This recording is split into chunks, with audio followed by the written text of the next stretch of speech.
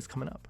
While the PlayStation Vita has been on the market for over 6 years now, I wanted to go ahead and talk about why I think you should get the handheld in 2018. This is my personal opinion, and it will provide an unbiased look on my reasoning why I think you should get the PlayStation Vita. But hey Sony, if you're watching this video, you want to go ahead and sponsor your boy?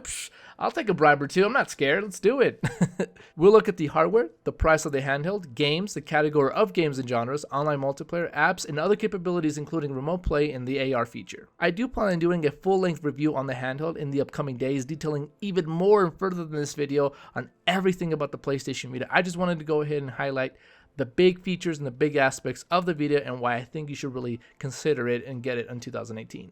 Let's first start off with the hardware and overlook of the handheld. The PlayStation Vita has a 5-inch 16:9 LCD screen. Its resolution is 960 by 544 with around 16 million colors, which is really impressive and arguably the best handheld in the market currently. PlayStation Vita can produce high quality games and high quality graphics.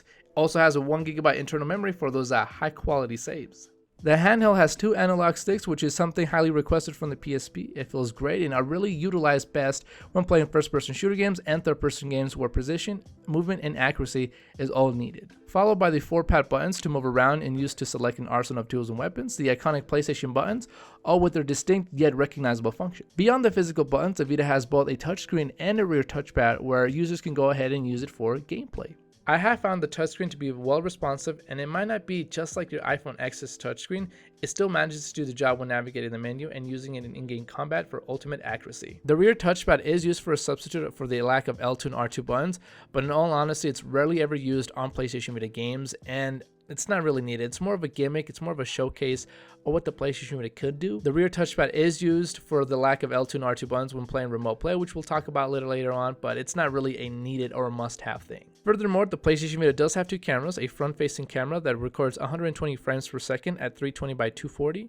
and the rear going at 60 frames per second at 640 by 480. Some games do utilize these cameras for minimal tasks and for minimal customization, like in Little Big Planet and Tearaway for getting your face onto the game, and the rear camera is used for AR gaming, which we'll talk about later on. Overall, the PlayStation Vita's hardware is very impressive, one of the highest quality handhelds there is in the market currently right now.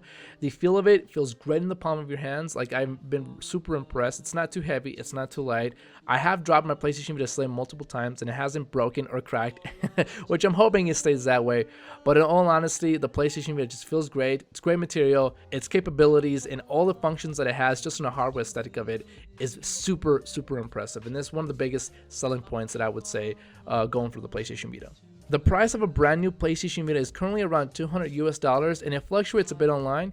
Your best bet will be to buy one off of eBay or Amazon, as retails have stopped kind of selling this, which is a huge disappointment to be honest, but don't let that steer you away from buying the handheld. Used Vitas do run you cheap on eBay and Amazon, and random specials and discounts do pop up from time to time, from like, Black Friday to summer deals and stuff like that, so always keep your eye out for those deals. The price of the memory sticks were quite high when released, and while they did come down in price over time, have risen again due to third parties being the only ones that carry them. An 8GB memory stick would run you around $20 when it was released, and an Amazon will currently run you for around $24, which becomes very expensive as you go for more gigabytes. Because trust me, you're going to need a lot more gigs when it comes to those saves and when you want to go ahead and save PlayStation Network titles.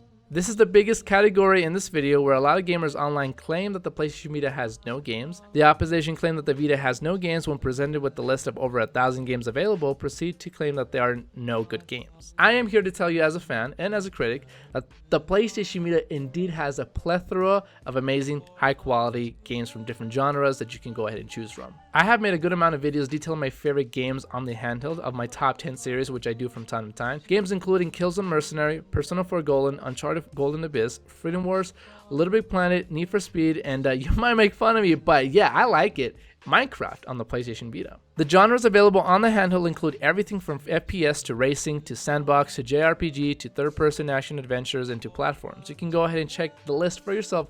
Link in the description of the list of all the games that are currently available on the PlayStation Vita. And if I were to make a list of all of them just one by one, I would have to make a video like Mr. Beast for 10 hours plus, and I don't think I'm up for that challenge. The best part of the PlayStation Vita is that it doesn't only play retail PS Vita games, but also selected PSN titles like Hotline Miami, Terraria, and The Binding of Isaac. Some games are cross-buy enabled, meaning that if you buy the PlayStation 3 or the PlayStation 4 version of that game, you can go ahead and download it for the PlayStation Vita courtesy free. Additionally, you can go ahead and play a selected amount of PSP and PS1 classic games via the PlayStation Store. Prices vary for each game, of course, but can be matched to the lackings of the PlayStation Vita's control configuration. There are also games known as minis, which are bite-sizable games that are found on the lackings of the Apple Store and the Android Store, which are inexpensive and sometimes do come free. If you still feel unconvinced, check out my top listed PlayStation Vita games, and I will be working on brand new videos of different games, including in different lists, in different categories, in different genres. There's a lot of games to be played on the PlayStation Vita, from the Vitas to the PSPs to the PlayStation 1s to the minis to the PlayStation Network titles. There's a lot of category and plethora of games to be played. I will say the PlayStation Network titles, personally, in my experience, are more at home and play well on the PlayStation Vita in comparison to the PlayStation 3 and the PlayStation 4. One notable game would be Hotline Miami. I played them on all systems, and I would say that the PlayStation Vita is where I always come back to. Something about the customization of being personal to your handheld and just kind of being more, having that connection, I feel, with that game is really cool. Having some headphones, some earphones, whatever it is, with that music and that soundtrack gives it that customization feeling that you could only get in the PlayStation Vita's experience. If you're new to the PlayStation family and have recently bought a PlayStation 4, then you know you have to pay to play online. Note that the PlayStation Vita does not charge you to play online via the PlayStation Network. Once you've created your free PlayStation Network account, you can go ahead and play with your friends online, like in Killzone Mercenary, Call of Duty Black Ops, Freedom Wars, PlayStation All-Stars, Little Big Planet, and yes, this includes Minecraft completely free instead of having to pay like you do on PlayStation 4. Additionally, you can go ahead and send messages to friends and random people you've encountered online, have a friends list of around 2,000 people total, and be able to go ahead and do crossover chat, which allows users to talk via their microphone without having to play the same game. It's a great way to keep in touch and also goof around via installs, which it doesn't get more gaming than that. Stepping off from the gaming aspect of the PlayStation Vita, you can go ahead and look into downloading apps for the handheld. Apps include Netflix, Hulu, Twitch, Crackle, Twitter, TuneIn, and there's even a weather app which tells you the forecast, which is, kind of cool looking out for you. You can use the included media apps, which include watching movies, listening to music, taking photos, and a good internet browser, which you can go ahead and use to access YouTube's mobile version of that, because Sony once had the YouTube app, but they decided to go ahead and remove that from the PlayStation Store, which is unfortunate. But hey, you can still watch your boy on the PlayStation Vita via the web browser, which is always fun. So make sure to subscribe if you haven't. Personally, I've used Netflix, Hulu, and the Twitch app, which I feel are well implemented for the handheld. You should definitely check it out if you have their subscription or if you have a free account.